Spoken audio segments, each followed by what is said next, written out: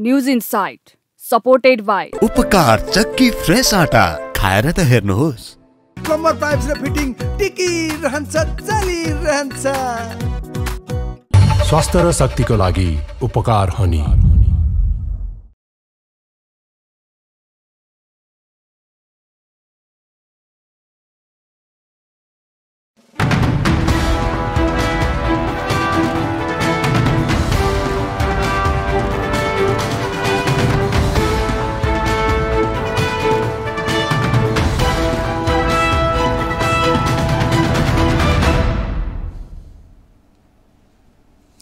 तपाईको चासोको न्यूजबारे विस्तृतमा बुझ्ने समय हो यो। खास न्यूजलाई खास कोणबाट हेर्ने समय हो यो। हरेक दिन यो समयमा हामी साझा र ताजा मुद्दा लिएर तपाईहरुमाझ आउने गर्छौं। नमस्कार, म मदन खाती। सुरु गरौं हेडलाइन्सबाट। निर्वाचन आयोगले राष्ट्रपतिलाई निर्वाचन प्रतिवेदन बुझाएसँगै सरकार गठनको प्रक्रिया सुरु। राष्ट्रपतिबाट दलहरूलाई आह्वान हुने, दलहरू आन्तरिक र बहुपक्षीय छलफलमा व्यस्त। सरकारले धानको समर्थन मूल्य तोके पनि किसानको धान किन्न आलटाल गरेको आरोप। विभिन्न 13 माग राख्दै किसान आबद्ध संगठनहरू उत्रिए आन्दोलनमा।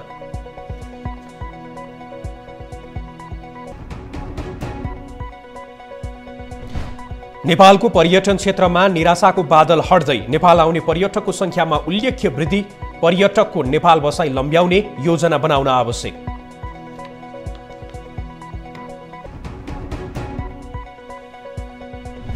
नेपालमा पछिल्लो समय महिलामाथिको हिंसाले चरम रूप लिँदै राष्ट्रिय महिला आयोग उदासीन। तारकेश्वर टिपर प्रकरणले हरेक दिन उग्र रूप लिँदै।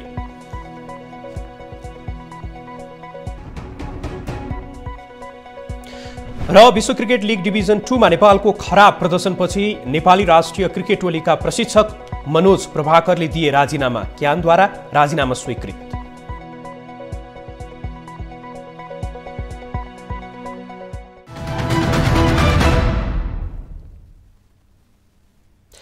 निर्वाचन आयोगले प्रतिनिधि सभा सदस्य र प्रदेश सभा सदस्य निर्वाचन 2079 को परिणाम राष्ट्रपति विद्यादेवी भण्डारीलाई बुझाएको छ।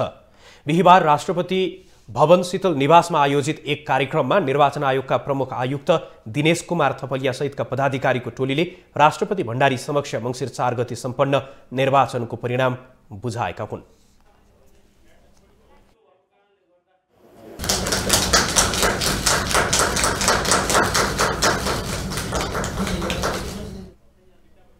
यसअघि निर्वाचन आयोगले बुधबार निर्वाचनको सम्पूर्ण मतपरिणाम सार्वजनिक गरेको थियो। निर्वाचनको मतपरिणाम अनुसार 275 सीट रहेको प्रतिनिधि सभामा नेपाली कांग्रेसले 89 सीटमा जित हात पारेको छ। त्यस्तै नेकपा एमाले 78 सीट, नेकपा माओवादी केन्द्रले 32 सीट, राष्ट्रिय स्वतन्त्र पार्टीले 20 सीट, राष्ट्रिय प्रजातन्त्र पार्टीले 14 सीट, जनता समाजवादी पार्टीले 12 सीट, नेकपा एकीकृत समाजवादीले 10 सीट, जनमत पार्टीले 6 सीट र लोकतान्त्रिक समाजवादी पार्टीले 4 सीटमा जित हात पार्न सफल भएका छन्। यस्तै नागरिक उन्मुक्ति पार्टीले 3 सीट र राष्ट्रिय जनमोर्चाले 1 स्थानमा जित हात पारेको छ। यसैगरी 7 प्रदेशमध्ये 4 वटामा नेपाली कांग्रेस सबैभन्दा ठूलो दल बन्दा 3 वटामा एमाले सबैभन्दा बढी सीट जितेको छ। आयोगबाट निर्वाचन परिणाम पाएपछि राष्ट्रपति कार्यालयले नयाँ सरकारको गठन प्रक्रिया सुरु गर्नेछ।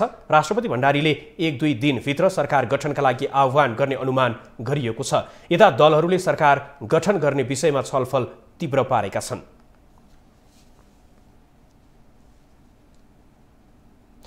शहरी विकास मन्त्री मेटमणि चौधरीले फोहोर मैलाको व्यवस्थापन र नदी किनाराका सुकुम्बासी बस्ती काठमाडौँ शहरको सौन्दर्यको बाधक भएको बताएका छन्।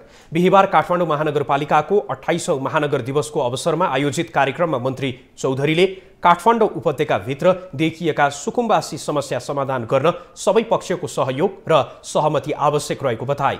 काठमाडौँमा थुप्रने फोहोर मैलाको दीर्घकालीन व्यवस्थापन गरेर महानगरलाई व्यवस्थित, सफा र सुन्दर शहर निर्माण गर्न आवश्यक भएको पनि उनको भनाइ थियो। सफा र सुन्दर शहरको निर्माण गर्ने आवश्यक पूर्वाधारको विकास गर्न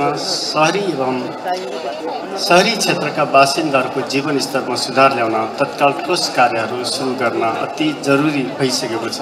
यसैगरी प्राकृतिक स्रोत र साधनको अत्याधिक प्रयोगले गरेर वातावरण तथा सरसफाइमा प्रतिकूल असर परिरहेको अवस्था सिर्जना भएको छ।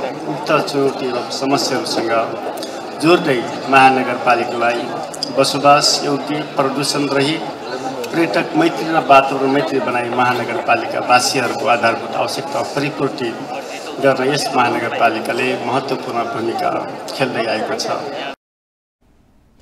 महानगरपालिकालाई बसोबास योग्य, प्रदूषण रहित, वातावरण मैत्री बनाई महानगरवासीको आधारभूत आवश्यकता परिपूर्ति गर्न काठमाडौँ महानगरपालिका सफल हुने विश्वास पनि मन्त्री चौधरीको थियो।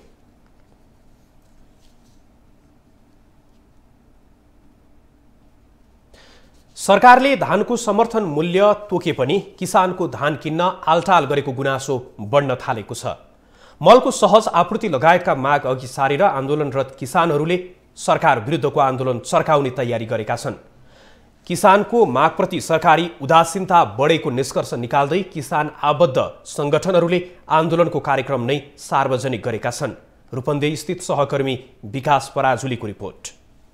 नेकपा एमाले निकट अखिल नेपाल किसान महासंघ र नेपाली कांग्रेस निकट नेपाल किसान महासंघ लुम्बिनी प्रदेश समितिको संयोजकत्वमा रूपन्देहीमा आन्दोलनका कार्यक्रम थप चर्काउने निर्णय भएको हो। बुधबार बुटवलमा भएको संयुक्त भेलाले किसानको पक्षमा सरकारमाथि दबाव निरन्तर बढाउने सहमति पनि जुटाएको छ। गत मंसिर 25 गते धानको समर्थन मूल्य अनुसार धान खरिद गर्नका लागि दबाव स्वरूप प्रदेशको खाद्य व्यवस्था तथा आपूर्ति कम्पनीमा गरिएको तालाबन्दी खोलिएको प्रति दुवै महासंघले आक्रोश व्यक्त गरेका छन्। दोस्रो चरणको आन्दोलन चाहिँ भोलि नै हामी जिल्ला प्रशासन कार्यालयमा गइसकेपछि त्यसपछि चाहिँ गाउँ स्तरमा वडा स्तरमा नै किसानलाई जागरुक गर्दै यो आन्दोलनलाई दुस्त अगाडि बढाउनको लागि हामी सबै पालिका वार्डमा गएर उहाँहरूलाई पनि जागृत गराएर हामी सँगसँगै हिँडेर हामी अन्तिम टुङ्गो लगाउन र यसको चाहिँ हामी खोजेको हाम्रा चाहिँ किसानका मागहरूलाई सम्बोधन गर्ने गरी नै हामी आन्दोलन अगाडि बढाउँछौँ। हाम्रो आन्दोलन रोकिँदैन। यस्तै किसानको समस्या समाधानका लागि सरकार उदासीन भएका कारण आन्दोलनका थप कार्यक्रम चर्काउने निर्णय गरिएको अखिल नेपाल किसान महासंघको भनाइ छ। किसानले उत्पादन गरेका वस्तुले मूल्य पाएका छैनन्। हामीले चाहिँ हाम्रो भान्सामा चाहिँ विषादीयुक्त खानेकुराहरू खाइरहेका छौँ। यसका विरुद्ध किसानले उत्पादन गरेको चिजको मूल्य पाउनुपर्छ र मल बिउ बेलामा पाउनुपर्छ भन्ने उद्देश्यका साथ अरू कुराहरू हामीले समेटेका छौँ। महेन्द्रजीले राख्नुहुनेछ। यसरी हामी संयुक्त रूपमा नेपाली कांग्रेस सम्बद्ध किसान सङ्घ र नेकपा एमाले सम्बद्ध अखिल नेपाल किसान महासंघ जोइन्टली हामी गरेका छौँ र अरू साथीहरूलाई अरू राजनीतिक पार्टी सङ्गठन किसानको पक्षमा काम गर्ने सङ्गठनलाई पनि हामी आह्वान गर्छौँ र संयुक्त रूपमा हामीले कृषिमा रोजगार सिर्जना गर्न सक्ने हाम्रो उत्पादन आयात प्रतिस्थापन गर्न सक्ने जुन महत्त्वपूर्ण विषय छ यसलाई हामी समेट्दै हामी उत्पादनमा पनि त्यही ढङ्गले केन्द्रित गर्दै सहजीकरण गर्दै अगाडि बढ्ने कुरा छ। बुधबार बसेको संयुक्त बैठक पश्चात विभिन्न 13 बुँदे माग समेत प्रस्तुत गरिएको छ, जस अनुसार मलको आपूर्ति सहज बनाउन सहकारी भन्दा पनि किसान समूह मार्फत वितरणको व्यवस्थापन मिलाउन र उत्पादनमा आधारित अनुदानको व्यवस्थापन गर्न सरकारसँग माग गरिएको छ। यसैगरी बाली बीमा अनिवार्य तथा सहुलियत गर्नुपर्ने सहित उत्पादित वस्तुको बजारीकरणको ग्यारेन्टी सरकारबाट हुनुपर्ने माग समेत गरिएको छ। किसान कार्ड अर्थात् किसान परिचय पत्रको व्यवस्थापन, अनिवार्य माटो परीक्षण ल्याब व्यवस्थाको माग, सहज रूपमा सहुलियत दरमा बिउ उपलब्ध गराइनुपर्ने माग समेत किसान संगठनहरूको छ। यस्तै स्थानीय स्तरमा यान्त्रिकरण मार्फत उत्पादन वृद्धिको माग गरिएको छ भने गत 25 गते खाद्य व्यवस्था व्यापार आपूर्ति कम्पनीमा लगाएको ताला तोडेर काम सञ्चालन भएको प्रति निन्दा व्यक्त गरिएको छ। मल वितरणमा अबदेखि सहजता ल्याउन समेत सरकारसँग माग गरिएको हो। माग पूरा नभए सरकारलाई तयार रहन चेतावनी दिँदै किसान महासंघले पालिकागत रूपमा किसान जागरण सहितका आन्दोलनका कार्यक्रम सुरुवात गर्ने बताएका छन्। नेपालको पर्यटन जगतमा छाएको निराशाको बादल हट्न थालेको छ। पर्यटक आवागमन उत्साहजनक रूपले बढ्दा पर्यटन व्यवसाय पनि तङ्ग्रन थालेको छ। लामो समयको शून्यताले यस क्षेत्रमा पारेको असर अब हट्न थाल्दा सरकारले पनि पर्यटकको बसाई लम्ब्याउने र खर्च गर्न रमाउने पर्यटक भित्राउन विभिन्न योजना बनाउन आवश्यक देखिएको छ। एक रिपोर्ट।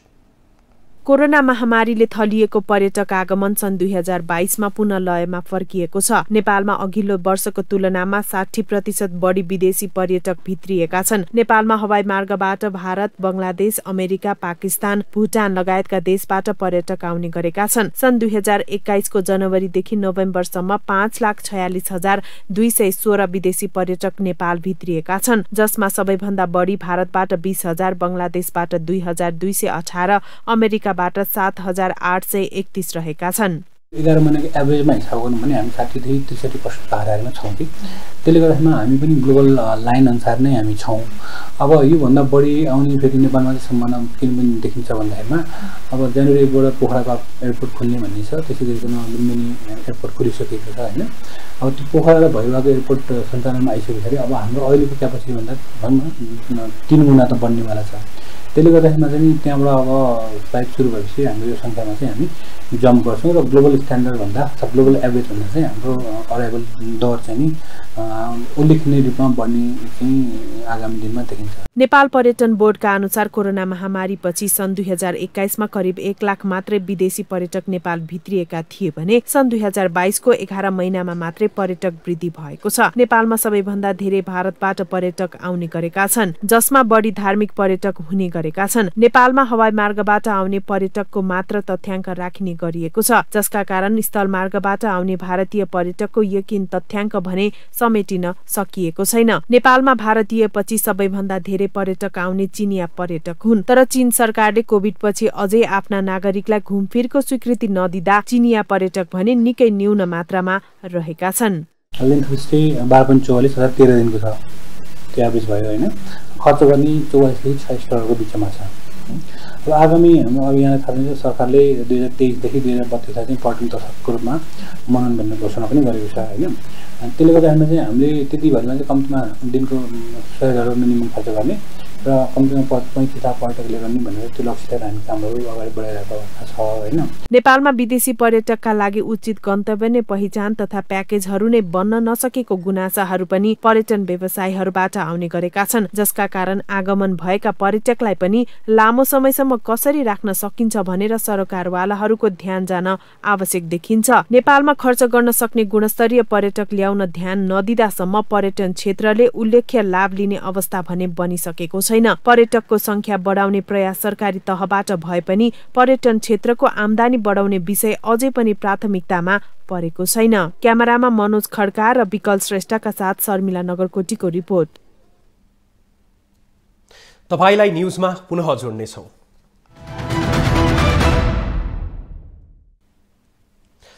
दक्षिण एसियाली देशहरूमा सबैभन्दा खुसी नेपाली नागरिक भएको प्रतिवेदन केही अघि सार्वजनिक भयो। हुन पनि अरूभन्दा बढी बिन्दास जाति भनेर चिनिएको यही नेपाली समाजभित्र सुन्न पनि डराउनु पर्ने कहाली लाग्दो घटनाहरू बढ्न थालेका छन्। कतै युवतीहरू जल्छन् त कतै वृद्ध वृद्धाहरूको क्रूर हत्याका शिकार बन्न थालेका छन्। एक रिपोर्ट। अपेक्षाकृत शान्त र सहनशील मानिन्छ नेपाली समाजलाई। दशक लामो सशस्त्र युद्धले विवेकहीन अवस्थामा पुर्याइएको यही नेपाली समाज पुनः पुरानै परिचयतर्फ ढल्कदै गएको अनुभूति जो कोहीले पनि गरेका छन्। तर यही समाजमा घट्न थालेका केही घटनाले समाज कतातिर जान थालेको हो भन्ने प्रश्नले ठाउँ पाएको छ। काठमाडौँको तारकेश्वर नगरपालिका 6 धर्मस्थलीको पुतुवार बस्तीकी 90 वर्षीया डिल्ली पुतुवार मङ्सिर 20 गते हराइन्। प्रहरीमा तत्काल निवेदन दिइयो, तर मङ्सिर 22 गते विभत्स हत्या गरिएको अवस्थामा उनको शव भेटियो। के दोष थियो होला र यी बुढी आमाको? उता धादिङको आहाले गाउँ शोकमय छ।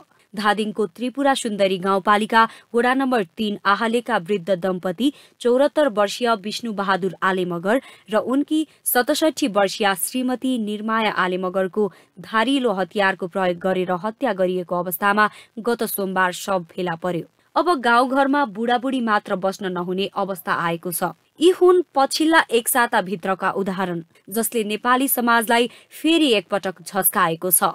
पहिलो कुरा त रिभेन्ज नै हो, एउटा बदलाको भावना भयो। आर्थिक कारण, सामाजिक कारण हैन, कहिलेकाहीँ सांस्कृतिक कारण, जम्मा चाहिँ अहिले सरसर्ती हेर्दाखेरि 4वटा कारणहरू चाहिँ मुख्य रूपमा चाहिँ देखिन्छ र प्रत्येक जुन हत्यामा त्यसको डिफ्रेन्ट हैन पाटोहरू हुन्छ। डिफ्रेन्ट कारणहरू हुन्छ। बाराको प्रष्टोकामा गत असोजमा दिपेन्द्र चौधरीले उनकी 25 वर्षीय श्रीमती, 3 वर्षीय छोरी र 16 महिनाको छोराको हत्या गरी फ्यालेको अवस्थामा शव भेटियो। आफ्नो परिवारमाथि चौधरीले कसरी र किन चलाए हतियार, यो प्रश्नले पनि समाजलाई नै पिरोलेको छ। मुलुकभर मङ्सिर महिनाभित्र घटेका केही प्रतिनिधि घटना। घटना 1, गत मङ्सिर 14 गते बुधबार साँझ बैतडीको शिवनाथ गाउँपालिका 6 ओल्या खोडानी ठूलो खोला सामुदायिक वनमा 21 वर्षीय माया लुहार मृत अवस्थामा फेला। चिन्जानको केही दिनमा नै सशस्त्र प्रहरी जवान भरतराम कोलीले चक्कुले घाँटी रेटेर लुहारको हत्या। घटना 2, गत मङ्सिर 21 गते सुर्खेतमा एक पुरुषले आफ्नै श्रीमतीको घाँटी काटी हत्या गरेर श्रीमतीको टाउको झोलामा बोकेर हिँडेको तस्बिर सार्वजनिक। 38 वर्षीय अमरबहादुर आले मगरले श्रीमती 30 वर्षीय मीनाको घाँटी रेटी हत्या गरेर टाउको प्लास्टिकको झोलामा बोकी भाग्दै गर्दा पक्राउ। घटना 3, मङ्सिर 24 गते साँझ अर्घाखाँचीको छत्रदेव गाउँपालिका वडा नम्बर 1 चिदिगा तुमचौरकी लक्ष्मी नेपालीले आफ्नै 77 वर्षीय श्रीमान बलबहादुर सार्कीको हत्या। लक्ष्मीले आफूले कम्मरमा बाँधेको पटुकाले श्रीमान बलबहादुरको घाँटीमा पासो लगाई दलिनमा झुण्डाएर हत्या। घटना 4, यही मङ्सिर 18 गते काठमाडौँको धुम्बराहीमा 27 वर्षीय पुष्पा नेउपानेले आफैलाई आगो लगाएर गरिन् आत्महत्या। आफ्नो मंगेतरले इन्गेजमेन्ट तोडेपछि मंगेतरको घर अगाडि नै पुष्पाले आफूलाई जलाइन्। मान्छे अपराध गर्छ, त्यसलाई पक्रिने अनि त्यसपछि थुन्ने हैन, कानुनी कारबाही गर्ने मात्रै हेरियो कि। र मैले भने नर्मल मान्छे अपराध किन गर्छ भने हामीले त अर्को पर्सपेक्टिभले हेरिएन कि यसको साइकोलोजिकली के थियो कि उसको साइकेटिक हैन, कोही मान्छे हुन्छ नि तपाईँको चाहिँ त्यो तर्फ हामीले हेरिनौँ कि। खालि हामीले के यसलाई क्रिमिनोलोजी पर्सपेक्टिभ मात्रै हेरिरहेछौँ। मान्छेले मान्छेलाई मार्नु भनेको चाहिँ त्यो कहीँ न कहीँ एबनर्मल अवस्थाहरू हुन्छ कि। समाजमा देखिन थालेका यस्ता घटनाको असर पर्ने यही समाजमा नै हो। शान्त र सुसंस्कृत अभ्यासतर्फ उन्मुख हुँदै गएको नेपाली समाज फेरि उही कहालीमा मोडिए त्यसले समाजको छवि पनि फेर्नेछ। क्यामेरामा विकल श्रेष्ठका साथ प्रेजिना देवकोटाको रिपोर्ट। महिलाहरूका लागि राजनीतिक, सामाजिक तथा आर्थिक समस्याहरूलाई नीतिगत रूपमा सम्बोधन गर्ने संस्था हो राष्ट्रिय महिला आयोग। तर उक्त संस्था गोष्ठी, सेमिनार तथा बैठकहरूमा सीमित हुने गरेको छ। बिहिबार आयोगले 4 महिनाभित्र गरेका काम कारबाहीका बारेमा जानकारी दिन आयोजना गरेको कार्यक्रमबाट सोही विषय झल्कन्छ। राष्ट्रिय महिला आयोगलाई राज्यले नटेरेको होइन, राज्यले राष्ट्रिय महिला आयोगलाई धेरै कुरामा सम्बोधन गरेको छ। तर यो राजनीतिक दलहरूले टिकट दिने बेलामा चाहिँ राष्ट्रिय महिलाहरूलाई चाहिँ महिलाको जनसङ्ख्या यति छ, महिलाहरूले यतिजनाले उपस्थित हुनुपर्छ भन्ने कुरो उहाँहरूले सम्बोधन गर्न सक्नु भएन। पछिल्लो समय महिलामाथि यौनजन्य तथा शारीरिक शोषणका घटना बढिरहेका छन्। तर आयोगले भने यस्ता घटनालाई न्यूनीकरण गर्न चासो नदिएको सहभागीहरूको भनाइ छ। यता आयोगले भने महिला अधिकार र कानून निर्माणमा आयोग सक्रिय रहेको बताएको छ।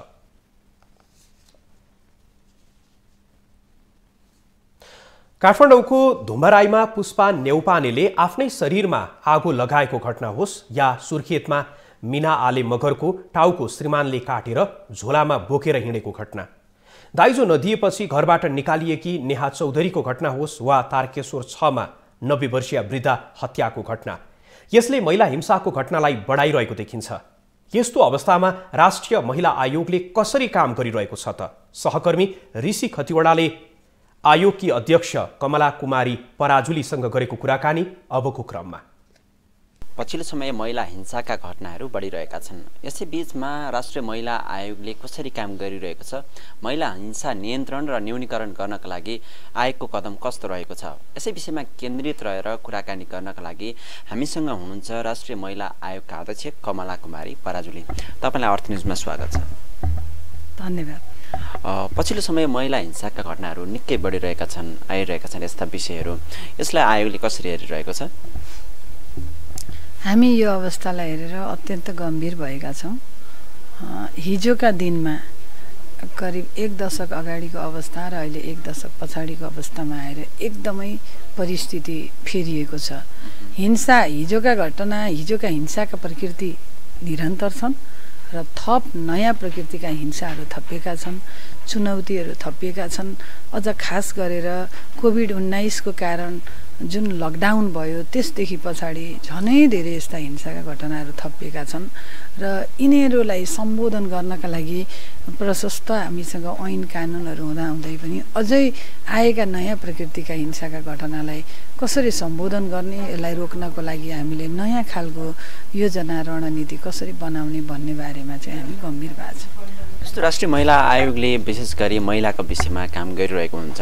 यही बिचमा तपाईँले 16 दिने महिला हिंसा विरुद्धको कार्यक्रमहरू पनि आयोजना गर्नुभयो। त्यही बिचमा शरीरमै आगो लगाएर महिलाको ज्यानै गएका सम्मानका घटना घटे, टाउको काटेरै हत्या भएको समेत घटना घटेको छ। यस्ता थुप्रै घटनाहरू घटेको छ। यो घटनाहरूलाई चाहिँ तपाईँहरूले कार्यक्रम गर्दै गर्दा त्यो औचित्य कार्यक्रमको औचित्यमाथि प्रश्न उठेको हो कि तपाईँहरू पुग्न नसकेको ती ठाउँमा? यो औचित्यमाथि प्रश्न उठेको पनि होइन र हामी सबै ठाउँमा पुग्ने भन्ने कुरा पनि होइन। तर एउटा कुरा निश्चितै के हो भन्दाखेरि जुन किसिमको हाम्रो समाजमा सामाजिक समस्याहरू बढिरहेको छ त्यसलाई चाहिँ समाधान गर्नको लागि, त्यो निराकरणका लागि हामीले नयाँ खालको विधि हामीले अब चाहिँ सोच्नुपर्छ भन्ने चाहिँ एउटा गम्भीर सवाल चाहिँ उठेको हो। कसरी न्यूनीकरण गर्न सकिएला? तपाईँहरूले चाहिँ के योजना बनाउनु भएको छ? यसको लागि सबैभन्दा ठुलो कुरा त हामीले सामाजिक सचेतना र एउटा क्याम्पेन भन्छ नि, एउटा अभियानै हामीले सञ्चालन गर्नुपर्छ। यो एउटा मनोसामाजिक समस्या पनि हो, किनभने फिजिकल मात्रै नभएर मेन्टल क्या। मानिसले आवेगमा कुनै पनि घटना घटाउँछ भने त्यो एउटा चाहिँ मनोसामाजिक समस्या हो। किनभने हरेक समस्याको मैले भन्नु पर्यो भने म के भन्छु त भन्दाखेरि दुनियाँमा मलाई आफूलाई महसुस हुने कुरा भनेको दुनियाँमा मृत भइसकेको मानिसलाई बिउताउन सकिँदैन। त्योभन्दा बाँकी दुनियाँमा कुनै त्यस्तो समस्या हुँदैन जसको समाधान नहोस्। तर मानिसले कसैले पनि कुनै पनि घटना यति बेर घटाउँछ त्यतिखेर कि उसले अब त्यो समस्याको आफूमा भएको घटित समस्याको समाधानै छैन भन्ने महसुस भएपछि त्यो हुन्छ। चाहे त्यो विश्व निकेतनमा चाहिँ 11 कक्षामा पढिरहेकी छात्राको घटना होस् होइन, चाहे आफ्नो चाहिँ इन्गेजमेन्ट चाहिँ ब्रेक भयो भनेर आत्मदाह गरिएको कुरा होस् होइन, यी यावत कुराहरूलाई हेर्दाखेरि चाहिँ समाजमा बढिरहेको श्रीमतीको टाउको काटेर हातमा बोकेको कुरा पनि त्यही मनोविज्ञानकै कुरा हो। त्यसैले किन यसरी चाहिँ एउटा चाहिँ मानिसमा यो खालको एउटा मनोसामाजिक मानसिक समस्या हो यो, किन यो समस्या बढिरहेको छ? यसका पछाडि इको सोसियो कल्चरल विभिन्न फ्याक्टरहरू छन् के। मान्छेको चाहिँ ती फ्याक्टरहरूलाई विश्लेषण गरेर अब हामीले त्यसको साइड इफेक्टहरूलाई पनि कन्ट्रोल गर्ने मेकानिजम बनाएर त्यो खालको एडभोकेसी, त्यो खालको चाहिँ अवेरनेस, त्यो खालको काउन्सिलिङ हामीले गर्न चाहिँ आवश्यक छ। महिलाको सन्दर्भमा 33% अधिकारको विषयहरू उठ्यो, तपाईँहरूले प्राप्त पनि गर्नुभएको छ होइन। अब के महिला अधिकारको विषय चाहिँ टुङ्गोमा लागेको, अब बाँकी के विषय रहेका छन् बाँकी छन् भने? होइन, टुङ्गोमा त कहिल्यै लाग्दैन। किनभने एउटा विषय पछाडि अर्को विषय, एउटा समस्यापछि अर्को समस्या आउँछ। जहाँसम्म 33%कै बारेमा पनि अघि कुरा उठ्यो होइन, राजनैतिक क्षेत्रमा पनि 33% प्राप्त गर्ने कुरा अहिले एउटा चुनौतीपूर्ण कुरा भएको छ। राज्य सत्तामा अस्ति भर्खरै वैशाखमा स्थानीय तहको निर्वाचन भयो, त्यहाँ पनि सत्ता गठबन्धनको कारण समस्या आयो। अब अहिले त हरेक राजनीतिक पार्टीले आफ्नो ढङ्गले उम्मेदवारी दिनुपर्ने थियो, तर त्यहाँनिर पनि चाहिँ पुरुषहरूको नै एउटा बाहुल्यता भएको र संविधानले 1/3 महिला सुनिश्चित गर्नै पर्ने बाध्यकारी व्यवस्था गरेको हुनाले समानुपातिक प्रणालीबाट चाहिँ पठाइयो। समानुपातिक प्रणालीमै जाने पनि कस्तोहरूले अवसर पाउनु भयो त भन्ने पनि आफैमा एउटा चाहिँ गम्भीर प्रश्न पनि उठिरहेको अवस्था छ होइन। अब यति हुँदाहुँदै यो त राजनीतिक क्षेत्रको कुरा भयो। अब शैक्षिक क्षेत्रका कुराहरू छन्, त्यसै गरी स्वास्थ्य क्षेत्रका कुराहरू छन्, अन्य रोजगारीका कुरा, सेवाका कुराहरू होइन, विभिन्न विभिन्न खालका कुराहरू छन् र ती कुराहरू ती अवसर प्राप्त गर्नका लागि त्यो अवसरसम्म पहुँच हुनको लागि त्यसको एउटा सहज वातावरण निर्माण गर्न पनि हामीले चाहिँ कसरी अगाडि जाने भन्ने धेरै कुराहरू छ। त्यसैले चाहिँ यो कुनै एउटा नीतिगत निर्णय हुँदैमा समस्या समाधान भयो पुग्यो भन्ने होइन, तर नीतिगत निर्णय भनेको एउटा अत्यन्त ठुलो महत्त्वपूर्ण पक्ष चाहिँ हो जसले त्यहाँसम्म पुग्नको लागि एउटा आधार भर्याङ चाहिँ बनाउँछ निश्चितै। यो संवैधानिक निकाय अन्तर्गत महिला आयोग पनि पर्दछ हैन? तपाईहरुले चाहिँ आफूलाई यो संस्था कतिको पावरफुल जस्तो लागेको छ? तपाईहरुलाई काम गर्न चाहिँ कतिको सहज र अप्ठ्यारो बनेको छ अथवा कतिको के छ अवस्था? अब संवैधानिक निकाय संवैधानिक आयोग भएपछि कतिपय हिसाबले हामीले गर्ने धेरै हाम्रो क्षेत्र बढेको फराकिलो भएको भन्ने कुराहरू छ, तर त्यति हुँदाहुँदै पनि हामी एउटा चाहिँ न्यायिक निकाय होइनौँ। महिलाहरूको हिंसा पीडित महिलाको न्यायमा पहुँचको कुरा जहाँसम्म छ, हामी कहाँ उहाँहरू आउनुहुन्छ, उहाँहरूले हामी कहाँमा आउने कुनै पनि माध्यमबाट हामी कहाँ उजुरी गर्ने, आफ्ना गुनासाहरू राख्ने गरेर राष्ट्रिय महिला आयोगले उहाँहरूका गुनासाहरू सुनवाई गर्ने, छलफल गर्ने, परामर्श गर्ने, काउन्सिलिङ गर्ने र उहाँहरूलाई न्यायालयसम्म जान सहज चाहिँ एउटा बाटो बनाइदिने र सहयोग गरिदिने काम मात्रै राष्ट्रिय महिला आयोगले गर्न सक्छ। हामी अर्को भनेको राज्य पक्ष एउटा फौजदारी त्यस्ता चाहिँ केसहरू, त्यस्ता घटनाहरू जसलाई चाहिँ राष्ट्रिय महिला आयोगले चाहिँ हेर्ने, अनुगमन गर्ने, अनुसन्धान गर्ने, त्यसलाई चाहिँ निरूपण गर्ने, त्यो हाम्रो कार्यक्षेत्रभित्रको कुरा होइन। त्यसो भएको हुनाले जतिसुकै संवैधानिकै भए पनि हामीले आफ्ना लिमिटेसन्सहरू, आफ्ना सीमाभित्र रहेर काम गर्नुपर्छ।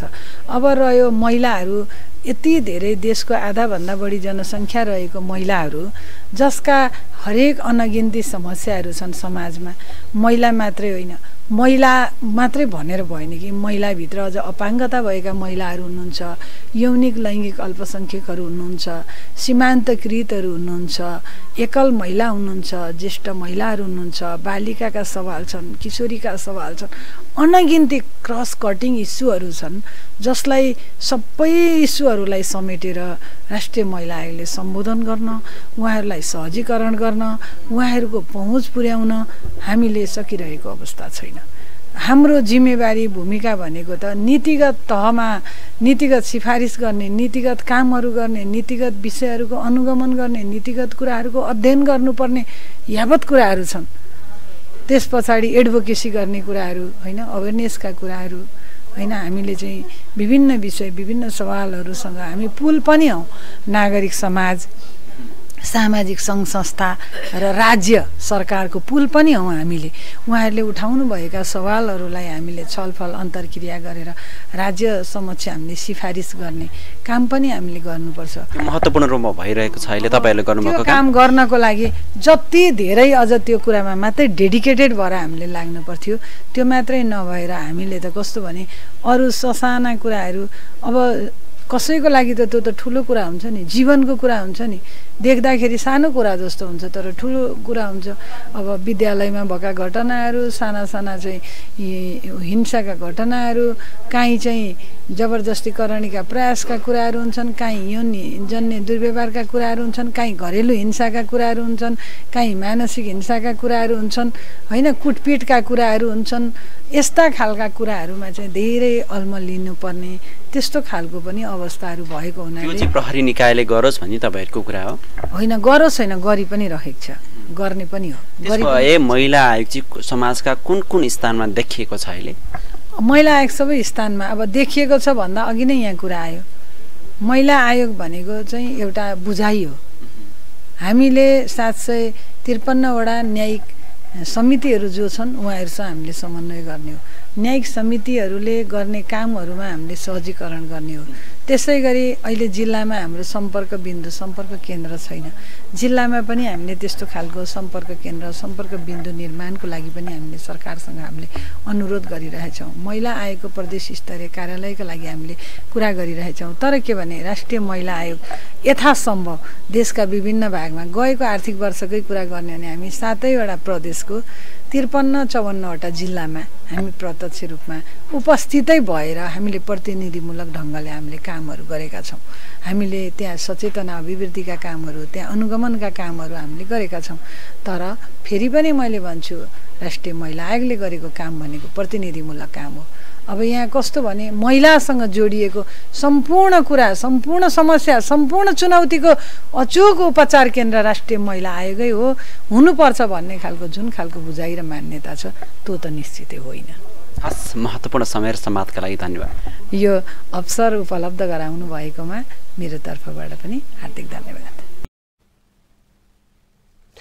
काठमाडौँको तारकेश्वर नगरपालिका स्थित चिसापानीमा टिपरले ठक्कर दिएर घाइते भएका सबिन फुयालको घाँटी रेटेर विभत्स हत्या गरेको प्रकरणमा प्रहरीले हत्या जाहेरी लिन मानेको छैन। प्रहरीले हत्या जाहेरी लिन नमानेपछि स्थानीयवासी आन्दोलित भएका छन्। आन्दोलनका क्रममा केही व्यक्ति घाइते समेत भएका छन्। सहकर्मी ऋषि खतिवडाले तयार पारेको स्थलगत रिपोर्ट अबको क्रममा। यति बेला हामी बालजु प्रहरी वृत्तमा आइरहेका छौँ। विशेष गरी सबिन फुयालको मृत्यु प्रकरणलाई लिएर यहाँका स्थानीयहरू अहिले आन्दोलित बनेका छन्। टिप्परले ठक्कर दिएको र ठक्कर दिएर हत्या गरेको भन्ने उनीहरूको आरोप रहेको छ। यो घटना चाहिँ राति 9:58 भएको रहेछ। आइतबार बेलुका 9:58 भएको कुरो चाहिँ यता बच्चा गइराखेको रहेछ। बच्चालाई सुत्छ छुवाएर मोटरसाइकल पल्टिएको रहेछ।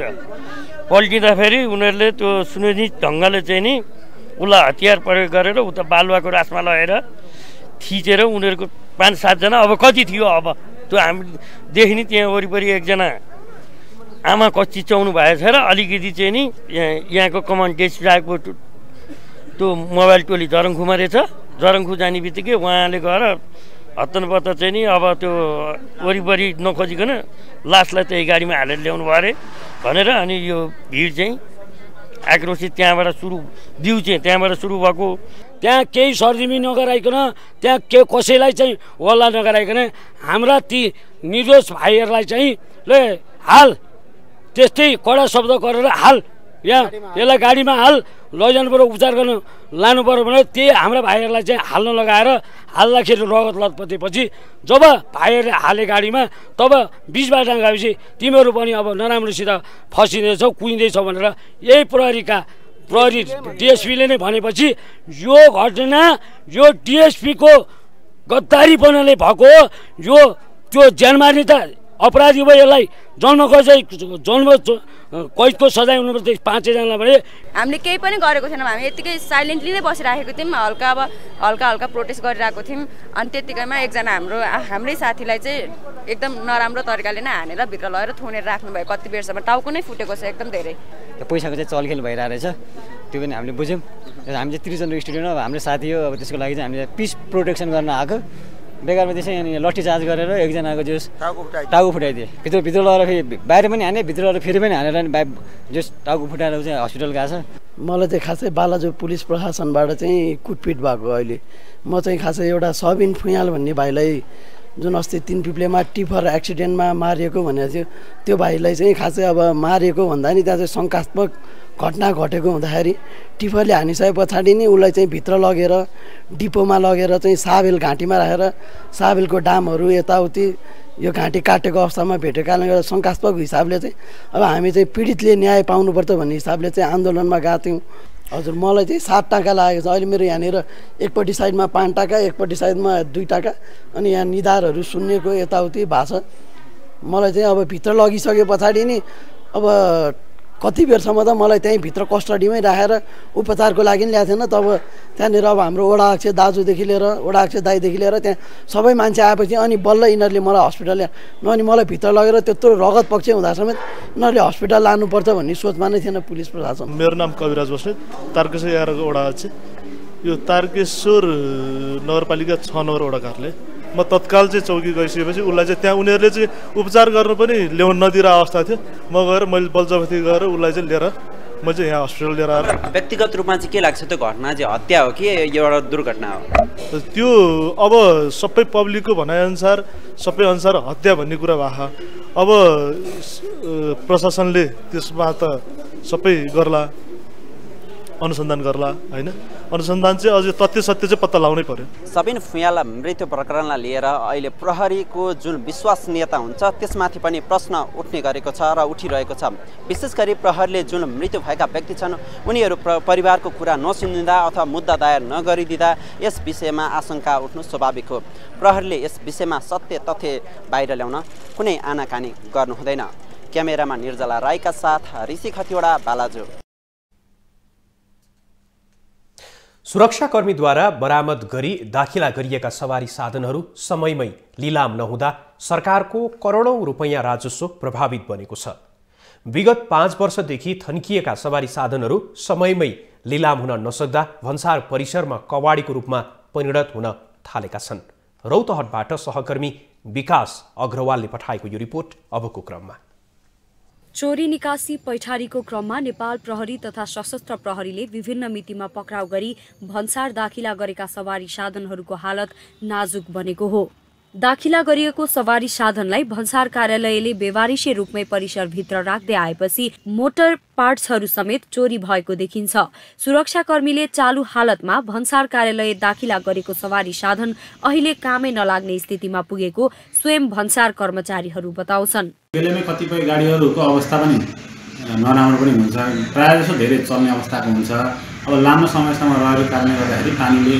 गर्दाखेरि खिया लाग्ने अनि त्यो राख्दा राख्दै त्यस्तो हुन्छ त्यो समस्या निक्लिन्छ यता गौर भन्सार कार्यालय कर्मचारी अभावका कारण पनि थप समस्यामा छ कर्मचारी अभावका कारण सर्वसाधारणको कामकाजमा पनि असर परेको छ भन्सार प्रमुख सहित 22 जना कर्मचारीहरूको दरबन्दी रहे पनि 15 जना कर्मचारी मात्र अहिले हाजिर भएर काम गरिरहेका छन् कार्यालयमा हाजिर नभएका कर्मचारी मध्ये सबै जसो नायब सुब्बा तहका कर्मचारी रहेकोले राजस्व तथा मुद्दा सम्बन्धी काम प्रभावित बनेको छ कामको मुद्दा विशेष गरी मुद्दाको चाप धेरै छ यहाँनिर सोही कारणले गर्दा काम गर्न एकदम धेरै गाह्रो छ त्यही भएर समयमा अलिकता आउटपुट हामीले त्यही कारणले दिन नसकिरहेका छौँ कर्मचारी अभावका कारण कामकाजमा ढिलाइ हुन थालेपछि व्यापारीहरू पनि अन्य नाका हुँदै सामान ल्याउन थालेका छन् सुरुमा दैनिक भिडभाड हुने यो कार्यालयमा अहिले सुनसान देखिने गरेको छ यसैबीच चोरी तस्करी बढेपछि गौर भन्सार कार्यालयले चालु आर्थिक वर्षको 5 महिनामा लक्ष्य अनुसारको राजस्व संकलन गर्न सकेको छैन गौर भन्सार कार्यालयले चालु आर्थिक वर्षको साउनदेखि कार्तिकसम्म 53.21% मात्र राजस्व संकलन गरेको छ तपाईलाई न्यूजमा पुनः जोड्नेछौं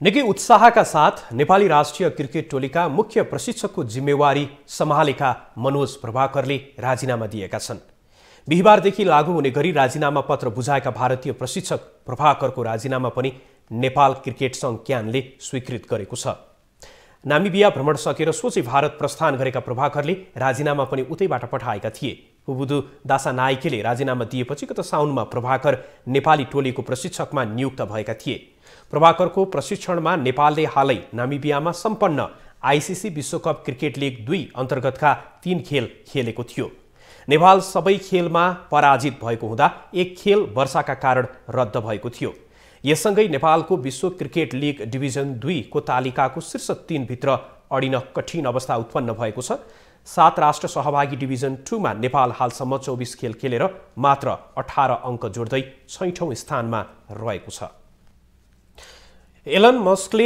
यसै साता टेस्ला कम्पनीको 3.58 बिलियन डलर बराबरको शेयर बिक्री गरेका छन् पछिल्लो महिना मात्र उनले टेस्ला कम्पनीकै करिब 3.95 बिलियन डलरको शेयर बेचेका थिए मस्कले यस वर्ष मात्र टेस्लाको कुल 40 बिलियन डलरको शेयर बिक्री गरिसकेका छन् भने विश्वको सबैभन्दा धनी व्यक्तिको सूचीमा दोस्रो स्थानमा झरेका छन् एक रिपोर्ट विद्युतीय गाडी बनाउने टेस्ला कम्पनीको अधिकतम शेयर विश्वकै धनी व्यक्तिहरूमध्येको एक एलन मस्कसँग छ तर मस्कले सोशल मिडिया कम्पनी ट्विटर किनेसँगै टेस्लाको शेयर धमाधम बेच्न थालेका छन् उनले यसै साता मात्र करिब 3.58 बिलियन डलर बराबरको शेयर बिक्री गरेको समाचार सार्वजनिक भएको छ गत महिना पनि उनले करिब 3.95 बिलियन डलर बराबरको शेयर बिक्री गरेको जानकारी दिएका थिए यससँगै उनले यस वर्ष मात्र टेस्लाको करिब 40 बिलियन डलर बराबरको सेयर बेचिसकेका छन्।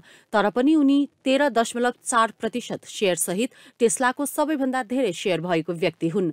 Social media company Twitter 44 billion डलरमा किनेपछि उनले टेस्लाको सेयर बेच्ने क्रम बढाएका हुन्। सेयर बजारमा विद्युतीय गाडी बनाउने कम्पनीहरूमध्ये यस वर्ष सबैभन्दा खराब प्रदर्शन गरेको कम्पनी टेस्ला हो। टेस्लामा लगानी गरेकाहरू टेस्लाको गिर्दो प्रदर्शनलाई लिएर चिन्तित छन्। ट्विटर किनेसँगै मस्कको ध्यान ट्विटरतिर गएकाले पनि टेस्लाको बजार भाव घटेको उनीहरूको अनुमान छ। बुधबार न्युयोर्कको शेयर बजारमा टेस्लाको कारोबार मूल्य 500 बिलियन डलर मुनि रह्यो। यो टेस्लाका लागि सन् 2020 यताकै सबैभन्दा कम कारोबार मूल्य हो। गत वर्षको अन्त्यमा 1 ट्रिलियन डलर भन्दा बढीको कुल सम्पत्ति रहेको कम्पनीको केही महिना यता कुल सम्पत्ति पनि घटेको छ। त्यति मात्र नभई टेस्लाको शेयर मूल्यमा गिरावट आएसँगै एलन मस्कले पनि विश्वको सबैभन्दा धनी व्यक्तिको पद गुमाएका छन्। उनलाई बर्नार्ड आर्नल्टले उछिनेका छन्। मस्क विश्वको सबैभन्दा धनी व्यक्तिको सूचीमा दोस्रो स्थानमा झरेका छन्। देश विदेशका यस्तै विभिन्न विषयवस्तुसँग हामी तपाईलाई जोडिरहनेछौँ न्युज इनसाइटमा। नमस्कार।